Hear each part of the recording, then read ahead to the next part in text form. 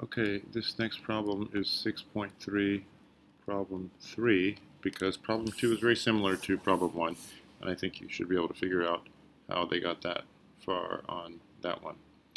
In problem 3, we have the following problem: 4 over 16x squared minus 1 plus 3 over, it looks like 4x plus 1. Pretty sure that's what it is. 4x plus 1. All of that over x over 4x minus 1 plus 5 over 4x plus 1. Okay, so the point here is that, again, we need to get rid of all of these horrible fraction forms that are inside the bigger fraction. And we see 4x plus 1, 4x minus 1 here and there, plus 16x squared minus 1. This is a square, this is a square, this is the sum of two numbers. This is basically one of those identities that we're talking about, right? Remember, we have the identity a squared minus b squared equals a plus b times a minus b. So we have to recognize that pattern here. This is a squared minus b squared, a plus b, a minus b. We're going to use that. Okay, so we have,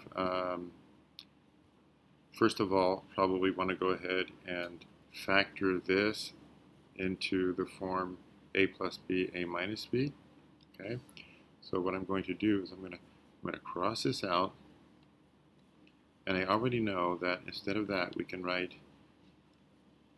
4x plus 1, 4x minus 1, okay, because that fits this pattern here. I know this because I've seen this kind of thing before. I've done other problems. Now, you wrote also on your document that the LCD is 4x plus 1 times 4x minus 1.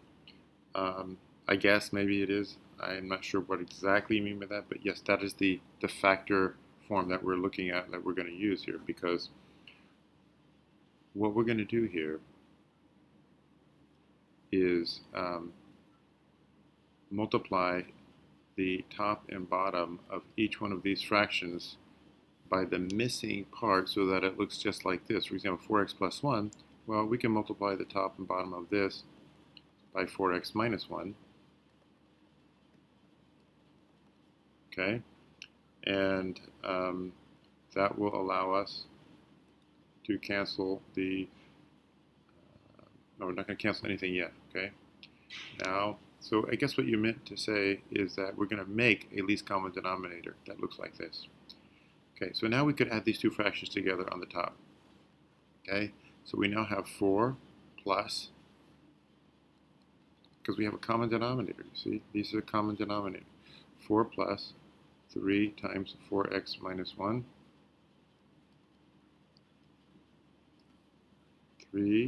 4 plus 3 times 4x minus 1.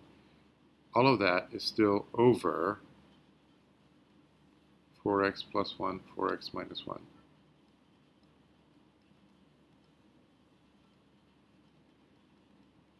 Okay. On the bottom of this, we also have the same situation. We can multiply the top of this by 4x plus 1, and the bottom of this by 4x plus 1. So now we again have the same factor here. And of course we do the same thing here, but with 4x minus 1, because that's the one of our pair here that's missing. 4x minus 1 on bottom, 4x minus 1 on top. Now these two have a common denominator that we can add together. So we're going to get, and I'll admit I may not be doing this exactly the same way someone else did. I'm just kind of making this up as I go along. What I see should be done. So on the bottom of this fraction now we have x times 4x plus 1 and plus 5 times 4x plus 1. You might be thinking, well, why don't we cancel that with the 4x plus 1 that's down here, because we're still going to need a way to cancel everything up here.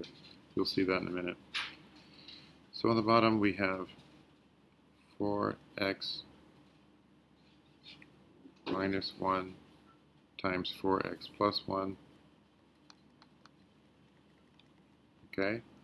And so this denominator here is the same as this one here anyway. So these two actually cancel out completely. Basically, what we're saying here is we have a form that looks like A over B divided by C over B. The B's can cancel out because in both cases it's the same thing as A over B times B over C. They cancel out, right? So essentially now we cancel this out with this out, okay? And we are left with 4 plus 3 times 4x minus 1 from up here, divided by x times 4x plus 1 plus 5 times 4x plus 1. Okay, so this is already simpler than it was what we started with. Now we have to, we could do another factorization on the bottom here. I'm looking at the notes that you sent me too, just to make sure I am making sense relative to what you have on there. It looks to me like we're going to multiply these two together, and we have 4 plus 3 times 4 is 12, x minus 3. That's multiplying this plus the 4 here, right? And on the bottom we have 4x squared, 4x squared plus x plus 5 times 4x is 20x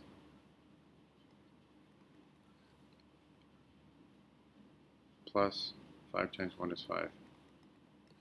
Now, how do I know to keep going and doing that? I don't really know for sure that this would be the right direction, but I'm just kind of following the lead that I see on the paper and see what was done. I do notice that on your document it has minus 5 at that point, and I'm trying to figure out why. Did I make a mistake somewhere? Let's see.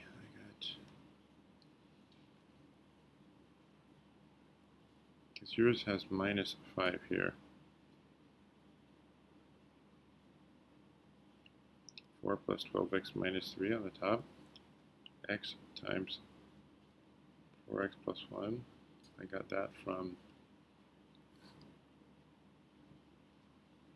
here, right? And I got this from here. So x times 4x plus 1 plus, that plus sign was here all along.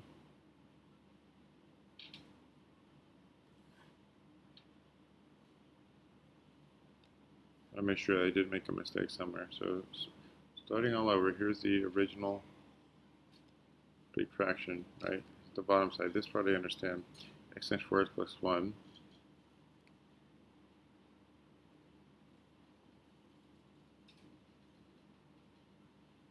start with x over 4x minus 1 plus 5 over 4x minus 1.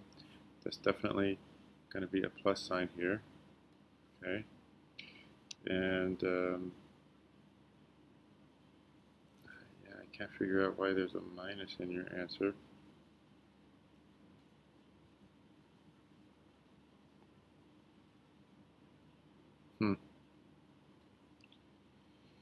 I hate it when that happens because I don't see how x plus 1 top and bottom, or x minus 1, or x minus 1.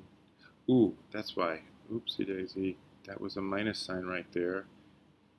And I wrote a plus sign here, and that was my bad. My bad. I did make a mistake. Okay, that should have been minus there. Alright, so that means that that was a minus here. And 5 times 4 is 20, minus 5. Okay, alright, now, the next step on this would be to factor out here. Oh, my pen. Oh, it's acting weird again. Okay, so factor out factor this somehow. It's 12x. Actually, not factoring out. It's simply 12x plus 4 minus 3 is 12x plus 1. Right? Oops, 12x. 12x plus 1 on the top. And on the bottom, we have 4x squared plus 21x minus 5.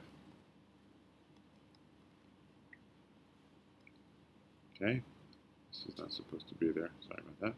So 12x plus 1 on top and 4x squared plus 21x minus 5 on the bottom.